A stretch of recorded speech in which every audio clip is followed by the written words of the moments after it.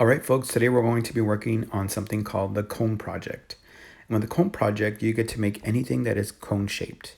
And we're first starting off with recycled Clorox wipe containers and manila folders.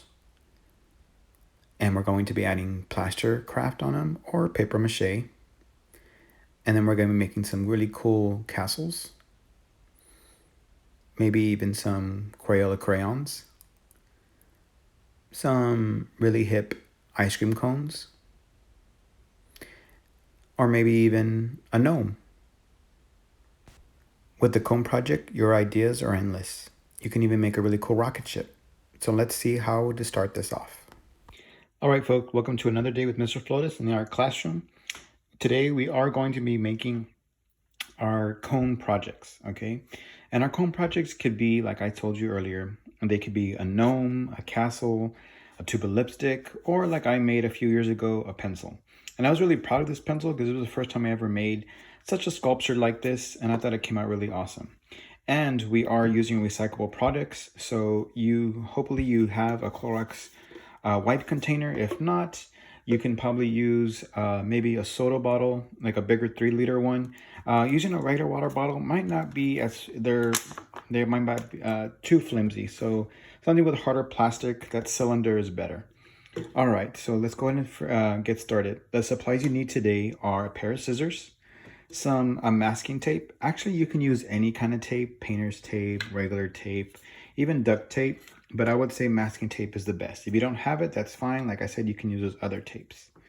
All right, and the other supplies you will need are, you can use a manila folder, or if you don't have that, you can use something at home like a pizza box, like a cereal box for cardboard. All right, let's go ahead and get started. Like I said, it all depends on also what you're making. So if you're making a castle and making a gnome, the cone part is going to come out a little bit different. All right. If you're making an ice cream cone, you might still making this shape, but you're probably going to cut off this top. All right. And if you're making an ice cream, I'll show you later how to make that topping for the ice cream. All right, go ahead and put this to the side, and I'm going to leave this right there as an example.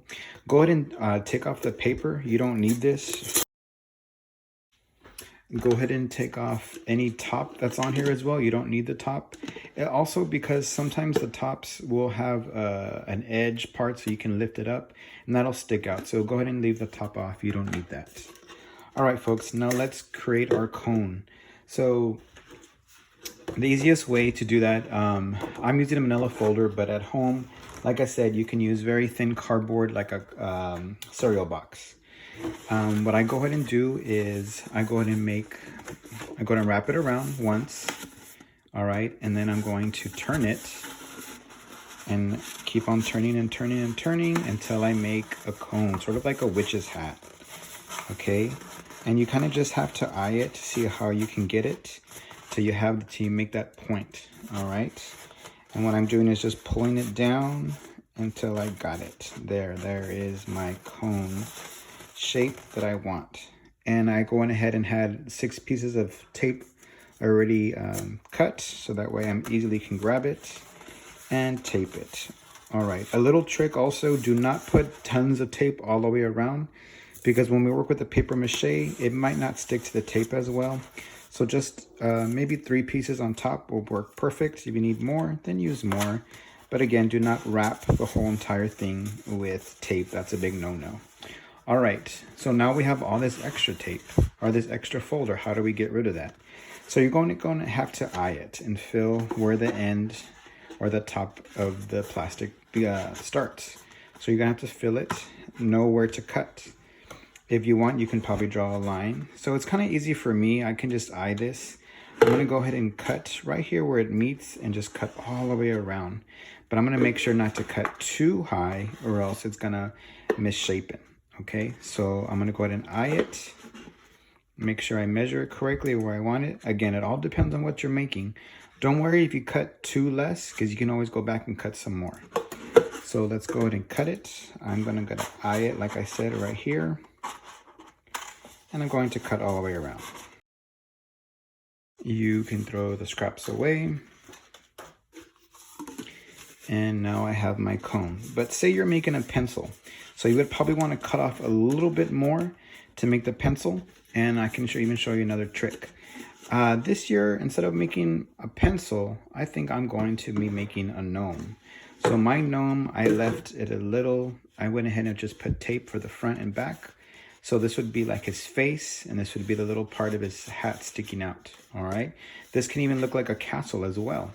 I'm going to show you an easy way to use paper mache underneath here if you are making like a castle, a gnome, even a rocket ship, all right? But say you want this pretty flushed against the plastic. You don't want this sticking out. Maybe you're making a tube of lipstick, all right? So an easy way to do that is to go ahead and cut. And what you're going to do is you're going to sort of like fold it. So I made my cut, and I'm going to fold it so I could put a piece of tape right there. So I'm going to get my tape. And I put my tape. Go ahead and put more tape if you need it. But like I said, do not cover the whole thing with tape. That's a big no-no. All right, so what do I do with all this other that's sticking out? So go ahead and do the same thing. Cut it. Maybe I can go exactly the opposite. So I'm going to cut it right here.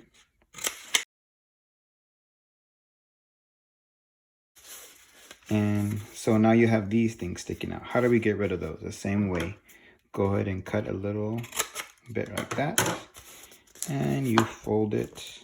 Perfect.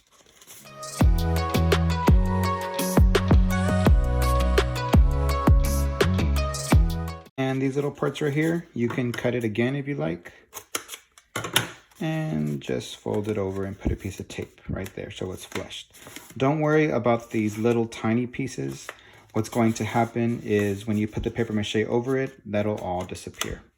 All right, and also with these little imperfections right here, it's going to be all even with the paper mache, okay? And look how this is coming up right here. I would put some extra tape, maybe going the opposite direction. That way we make sure this stays. There we go. But like I said, remember, do not put tape all the way around again and again. You'll just be wasting. All right, folks. Can't wait to see what you come up with. Don't forget you're going to be answering those questions on what exactly you are making. I don't want you to just make a cone and not realize what you're making. And I'm going to have an answer. I want you to have an answer for what you're making. And this year I am making a gnome. But remember, you have all those choices. Castles, gnomes, crayons, pencils, rockets, maybe even a unicorn, an ice cream cone. You name it, I want to see those. All right. Good luck, guys.